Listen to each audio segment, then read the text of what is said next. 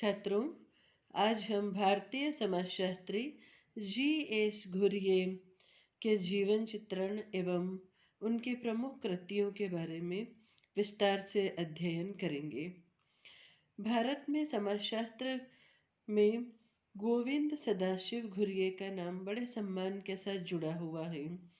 वे भारत की प्रथम पीढ़ी के समाजशास्त्रियों में से हैं, जिन्होंने भारत में न केवल समाजशास्त्र को दृढ़ता से स्थापित किया, वरन कई ऐसे छात्र प्रदान किए जिन्होंने देश के विभिन्न भागों में समाजशास्त्र विषय की स्थापना की एवं समाजशास्त्रीय शोध एवं सिद्धांतों के द्वारा समाजशास्त्रीय साहित्य को समृद्धि प्रदान की। जी.एस. घुरिये का जन्म 12 दिसंबर 1893 में महाराष्ट्र के मालवा प्रांत में हुआ था। जी.एस. घुरिये बचपन से ही एक प्रतिभाशाली और कुशाग्र बुद्धि छात्र थे। इनका शैक्षणिक जीवन उच्च कोटि का था। जी.एस. घुरिये ने सभी परीक्षाएं प्रथम श्रेणी में उत्तीर्ण की। जी.एस. घुरिये ने एम.ए. 1918 में और बाद में अंग्रेजी में एम.ए.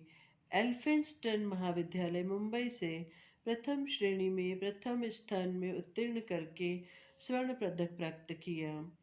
मुंबई विश्वविद्यालय में प्रोफेसर पैट्रिक गेडिस को 1919 में समाजशास्त्र को पढ़ाने के लिए नियुक्त किया था।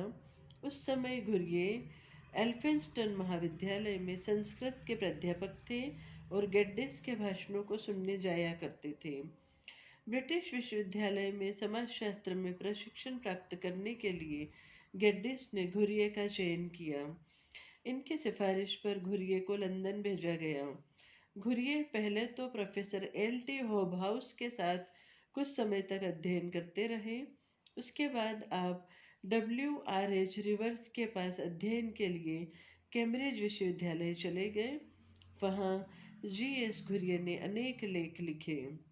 घुरिये ने रिवर्स के निर्देशन में एथिक थ्योरी ऑफ कास्ट विषय पर शोध कार्य किया, परंतु घुरिये का शोध कार्य पूर्ण होने से पहले ही W.H.R. रिवर्स का देहांत हो गया था। घुरिये पर रिवर्स का बहुत प्रभाव पड़ा, जिसने घुरिये की रुचि मानवशास्त्रीय विषयों जैसे नातेदारी, प्रसारवाद आदि की ओर उत्पन्न की।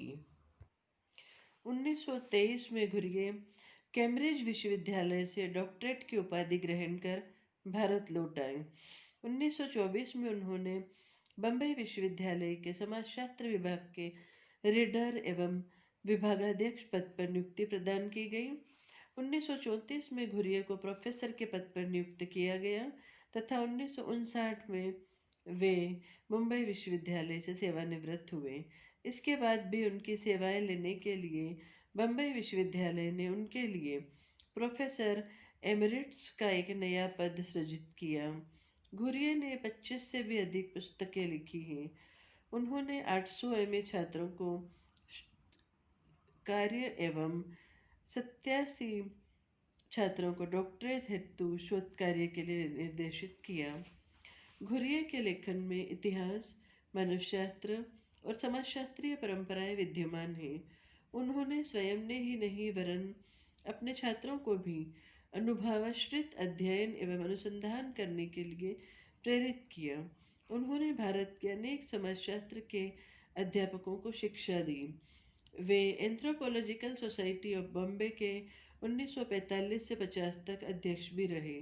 घुरिये ने इंडियन सोशलॉजिकल सोसाइटी की स्थापना की और इसके तत्वाधान में 1952 में सोशलॉजिकल बुलेटिन नामक पत्रिका का प्रकाशन प्रारंभ किया, जो आज भारत में ही नहीं वरन विश्व की प्रमुख समाजशास्त्रीय पत्रिकाओं में से एक है। वे 1966 तक इसके प्रथम अध्यक्ष के रूप में कार्य करते रहे।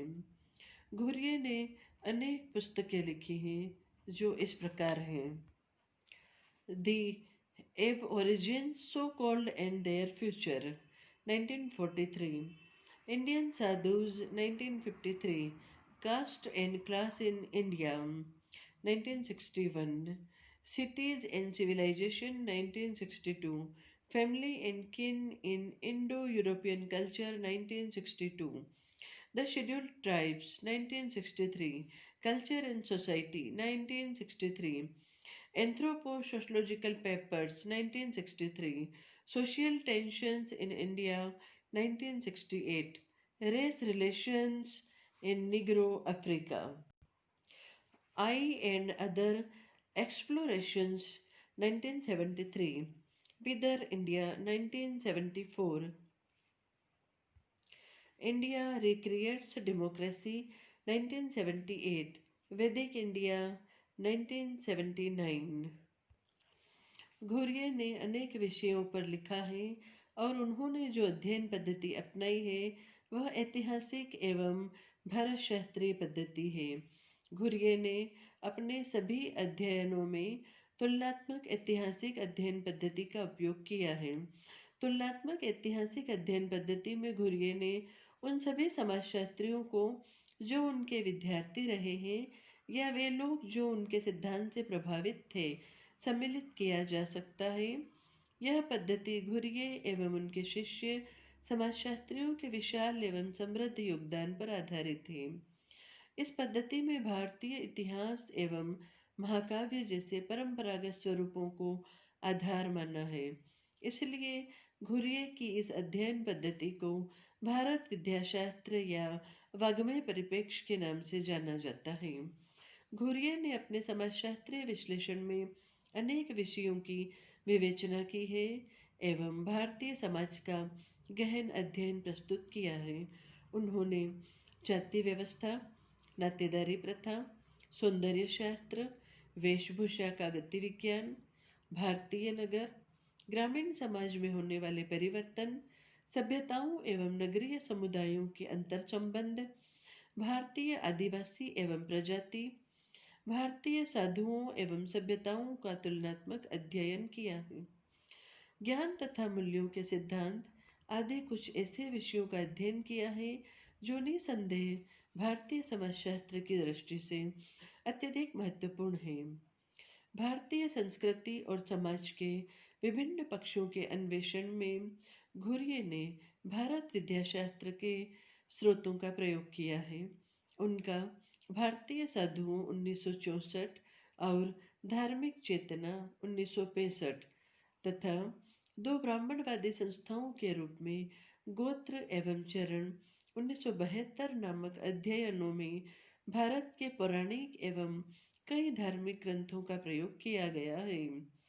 घुरिये ने भारत विद्याशास्त्रीय परिप्रेक्ष्य द्वारा भारतीय साधुओं के उत्थान, इतिहास, कार्य और वर्तमान में हिंदू साधुओं के संगठनों का उल्लेख किया है। उन्होंने अपनी पुस्तक सोशल टेंशंस इन इंडिया में तनाव का ऐतिहासिक तुलनात्मक अध्ययन प्रस्तुत किया है।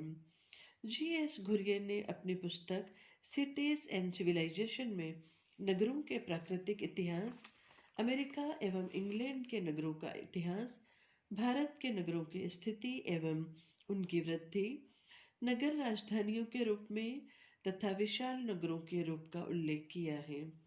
घुरिये ने अपनी पुस्तक कास्ट, क्लास एंड ऑक्यूपेशन में जाति प्रथा के लक्षणों, स्वरूपों, विभिन्न युगों में जाति, प्रजाति एवं जाति, भारत के बाहर जातियों के तत्वों, जाति की उत्पत्ति, अनुसूचित जातियों, व्यवसाय एवं जाति, वर्ग के कार्यों एवं जाति के भविष्य आदि विषयों पर चर्चा की है। अपनी पुस्तक द शेड्यूल्ड ट्राइब्स में घुरिये ने भारत की जनजातियों की समस्याओं और उनके समाधान के बारे में विस्तार से चर्चा की है। साथ ही घुरिये ने कुछ भारतीय जनजातियों के सामाजिक संगठन, परिवार, विवाह, नातेदारी एवं धर्म आदि के बारे में भी पूर्ण ब्यौरा प्रस्तुत किया है। धर्म के समाजशास्त्र के अध्ययन में घुरिये ने धार्मिक विश्वास, कर्मकांड, संस्कार तथा भारतीय परंपरा में साधु की भूमिका पर प्रकाश डाला है। इस संबंध में घुरिये ने कई पुस्तकें लिखी हैं। घुरिये के अनुसार प्राचीन भारत मिस्र और बेबीलोनिया में धार्मिक चेतना धर्म स्थलों से जुड़ी हुई थी। घुरिये ने भारतीय धर्म में विभिन्न देवी देवताओं यथा शिव, विष्णु और दुर्गा आदि के उद्भव और उनकी भूमिका का सारगर्भित विवेचन किया है। उन्होंने पूजा की वृहद स्तरीय पद्धति के साथ जुड़े हुए स्थानीय और उपक्षेत्रीय विश्वासों को उजागर किया है। उनका मत है कि भारत में अनेक पंथों के विकास और विस्तार का आधार राजनीतिक के साथ साथ लोक समर्थन रहा है। घुरिये का भारत विद्याशास्त्रीय परिप्रेक्ष्य के प्रति काफी मोह था, किंतु उन्होंने सामाजिक सांस्कृतिक मानवशास्त्र में प्रचलित क्षेत्र कार्य परंपरा के प्रति भी कभी विमोह प्रकट नहीं किया। उन्होंने कई अध्ययनों में आधुनिक सर्वेक्षण विधि और सांख्यिकी तकनीक महादेव कोलिलोग 1963 के अध्ययन में क्षेत्र कार्य विधि का प्रयोग कर भारतीय समाजशास्त्र और सामाजिक मानवशास्त्र में अनुभववादी परंपरा की जड़ों को मजबूत किया। घुरिये के अधिकांश समाजशास्त्रीय अध्ययनों का आधार न केवल अखिल भारतीय है, वरन भारतीय सभ्यता संबंध संदर्भ भी है। घुरिये ने जातियों और जनजातियों में अंतर भारतीय सांस्कृतिक एवं भाषाई आधार पर वर्णन किया है। सामाजिक संरचना तथा परिवर्तन के अध्ययन हेतु घुरिये ने विभिन्न संज्ञाओं एवं अवधारणाओं का प्रयोग किया है, जो प्राचीन भारतीय इतिहास तथा महाकाव्य से ली गई है। जैसे ग्रामीण एवं नगरीय अध्ययन के संबंध में घुरिये ने इस विधि का प्रयोग किया है। घुरिये के आदि से अंत तक की समाजशास्त्रीय रचनाओं में भारतीय विद्या का संतुलित ढंग से प्रयोग एवं विश्लेषण किया गया है। घुरिये के भारत विद्याशास्त्रीय परिप्रेक्ष्य का उपयोग उनके शिष्यों ने भी किया है। जैसे के.एम. कपाड़िया ने भारत में विवाह और परिवार के संदर्भ में तथा ए.आर. देसाई ने भारतीय राष्ट्रवाद के विश्लेषण में इस विधि का प्रयोग किया। इस प्रकार घुरिये ने ऐतिहासिक तुलनात्मक पद्धति के अंतर्गत भारत विद्याशास्त्र का प्रयोग कर सामाजिक संस्थाओं के उद्भव, विकास तथा रूपांतरण जैसी समस्याओं पर अपने मत को प्रकट किया है। घुरिये ने भारतीय कला, नृत्य और वेशभूषा पर पुस्तकें एवं लेख लिखकर इनमें भी अपनी रुचि प्रदर्शित की है। उनके अनुसार हिंदू, जैन और बौद्ध धर्म के कलात्मक स्मारकों में कई समान तत्वों के दर्शन किए जा सकते हैं। इसके विपरीत हिंदू और मुस्लिम स्मारक बिल्कुल भिन्न मूल्य पद्धतियों पर आधारित रहे हैं। भारतीय मंदिरों के प्रेरणा स्रोत भारतीय तत्व थे। उनकी विषय वस्तु वेदों, महाकाव्यों और पुराणों पर आधारित थी, किंतु मुस्लिम कला फारसी या अरबी संस्कृति पर आधारित थी। घुरिये इस मत से सहमत नहीं थे कि भारत में मुस्लिम स्मारकों में हिंदू और मुस्लिम धर्म दोनों का समन्वय हुआ है। उनका मत था कि मुस्लिम इमारतों में हिंदू कला के तत्वों को केवल अलंकरण के रूप में प्रस्तुत किया गया है। घुरिये ने प्राचीन काल से लेकर आधुनिक काल तक की वेशभूषाओं पर लिखते हुए हिंदू, बौद्ध और जैन कलाकृतियों, वास्तुकला और मूर्तिकला द्वारा विभिन्न कालों की वेशभूषा में विभिन्नताओं का चित्रण प्रस्तुत किया है। जी.एस. घुरिये ने द शेड्यूल्ड ट्राइब्स 1963 पुस्तक में भारत के जनजातियों की समस्याओं और उनके समाधान के संबंध में विस्तार से विवेचना की है। भारत के कुछ प्रमुख जनजातियों के सामाजिक संगठन, धर्म, नातेदारी, परिवार, विवाह आदि का संपूर्ण विवरण दिया गया है। इस पुस्तक में अध्यायवार विषय योजना प्रस्तुत की है। जनजातियों के विभिन्न नामों, जनजाति, आदिवासी, मूल निवासी, अनुसूचित जनजातियों आदि की विवेचना की है। इसी पुस्तक में जी.एस. धुर्वे ने जनजातियों का अन्य लोगों जैसे हिंदू, ईसाई आदि से संपर्क के परिणाम स्वरूप उत्पन्न समस्याओं और तनावों का वर्णन किया है। अंग्रेजों की नीति का वर्णन भी किया है। घुरिये ने वेरियर एल्विन, हट्टन और मजूमदार आदि द्वारा सुझाए गए जनजातियों की समस्याओं के समाधान का मूल्यांकन किया है।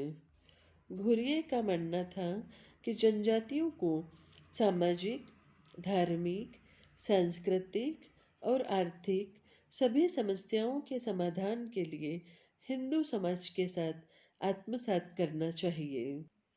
घुरिये ने अपनी पुस्तक निग्रो अफ्रीका में प्रजातीय संबंध में अफ्रीका में प्रजाति पर आधारित भेदभाव तथा निग्रो समस्याओं का विश्लेषण किया है। उन्होंने दक्षिण अफ्रीका के प्रजातीय तनावों पर भी प्रकाश डाला है। घुरिये ने अपनी पुस्तक भारतीय साधु 1953 में भारत में साधुवाद तथा साधुओं के उत्थान, इतिहास, कार्य एवं वर्तमान में हिंदू साधुओं के संगठन पर प्रकाश डाला है। इस पुस्तक में भारतीय साधुओं के संबंध में समाजशास्त्रीय दृष्टिकोण के बारे में महत्वपूर्ण जानकारी प्रदान की है। इसी पुस्तक में भारत के विभिन्न संप्रदायों एवं पंथों का विस्तार पूर्वक विवेचन किया गया है। घुरिये ने भारत के प्रमुख साधु पंथों एवं संप्रदायों, शंकर संप्रदाय के साधुओं या दशनामी नागा या लड़ाकू साधु, नाथपंथी या कनफड़ा जोगियों, बैरागी या वैष्णव साधुओं, सुधारपंथी सन्यासियों, केतु समुदायी नागा या लड़ाकू बैरागियों आदि का समाजशास्त्रीय विवेचन प्रस्तुत किया है। जी.एस. घुरिये ने अपनी पुस्तक सिटीज एंड सिविलाइजेशन 1962, नगर और सभ्यता 1962, इस पुस्तक में नगरीय समाजशास्त्र के क्षेत्र में एक महत्वपूर्ण योगदान दिया है। नगरों के प्राकृतिक इतिहास, अमेरिका और इंग्लैंड के नगरों का इतिहास, भारत के नगरों की स्थिति तथा वृद्धि, नगर के राजधानियों तथा विशाल नगरों के रूपों की विवेचना की गई है। मुंबई नगर के संबंध में विस्तार से विवरण भी दिया है। घुरिये ने समय समय पर जो पत्र एवं लेख मानव शास्त्र और समाजशास्त्र के विषय से संबंधित लिखे थे, जो विभिन्न पत्र पत्रिकाओं में प्रकाशित हुए थे, उनका संकलन एंथ्रोपोलॉजिकल पेपर्स पुस्तक शीर्षक के अंतर्गत प्रकाशित किया है। इस संकलित पुस्तक में 17 विषयों पर 17 अध्यायों में लेख प्रकाशित किए हैं, जिनमें प्रमुख है भारत में द्वे संगठन, काठियावाड़ में ममेरे फुफेरे भाई बहन एवं द्वे संगठन, नातेदारों का नामकरण, विवाह की आयु, भारत में विवाह और वैधव्य, मिस्र की नातेदारी प्रथा एवं भारत की दाह क्रियाएं, सामाजिक कार्य एवं समाजशास्त्र, सामाजिक श्रेणी के रूप में मित्रता, भारतीय परंपरा, भारतीय एकता, मूल्य और समाज, शैली और सभ्यता, नवाचार और गतिशीलता का समाजशास्त्र आदि का विस्तृत विवेचन किया है। घुरिये ने कल्चर एंड सोसाइटी 1963, संस्कृति और समाज 1963 पुस्तक में सामाजिक विघटन के कारण संस्कृति के समक्ष आने वाली समस्याओं का विश्लेषण किया है।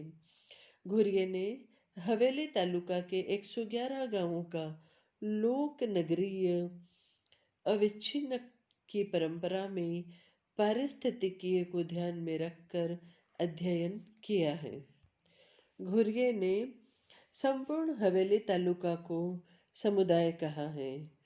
हवेली तालुका का वर्गीकरण 4 प्रकार से किया है। पहला, कृषिपुरा।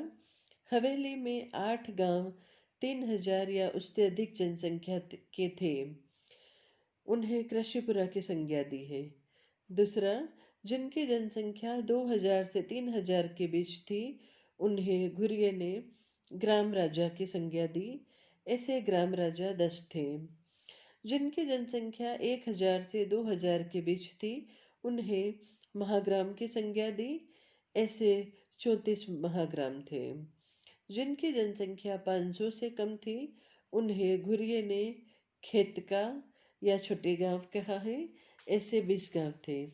घुरिये ने हवेली तालुका के अध्ययन में 1851 से 1951 तक के जनसंख्या के आंकड़ों का उपयोग किया। जनसंख्या के घनत्व का भी विश्लेषण किया। सामाजिक, धार्मिक, शैक्षिक एवं आर्थिक परिवर्तन के पक्षों का विशेष रूप से विवेचन किया है। घुरिये ने कास्ट, क्लास एंड ऑक्यूपेशन 1961 पुस्तक लिखी, जिसमें जाति, वर्ग और व्यवसाय के बारे में विस्तार से प्रकाश डाला है। यह पुस्तक caste and class in India और caste and race in India का संशोधित एवं विस्तृत रूप है। इस पुस्तक में जाति व्यवस्था के लक्षण, जाति समूहों का स्वरूप, युग युग से जाति, जाति में परिवर्तन, प्रजाति और जाति, भारत के बाहर जाति के तत्वों, जाति व्यवस्था के मूल स्रोत, जाति तथा ब्रिटिश शासन, अनुसूचित जातियों, व्यवसाय और जाति, वर्ग तथा उसके कार्यों तथा जाति के भविष्य आदि से संबंधित विविध विषयों की विवेचना की है। जी.एस. घुरिये ने भारत में समाजशास्त्र को एक महत्वपूर्ण विषय के रूप में स्थापित किया तथा अपनी कार्यकुशलता, वैज्ञानिक सोच, लेखन, निर्देशन की अभूतपूर्व क्षमता, अध्ययन, अध्यापन एवं संगठन के द्वारा भारत में समाजशास्त्र को अल्पकाल में उचित स्थान प्रदान करवाया।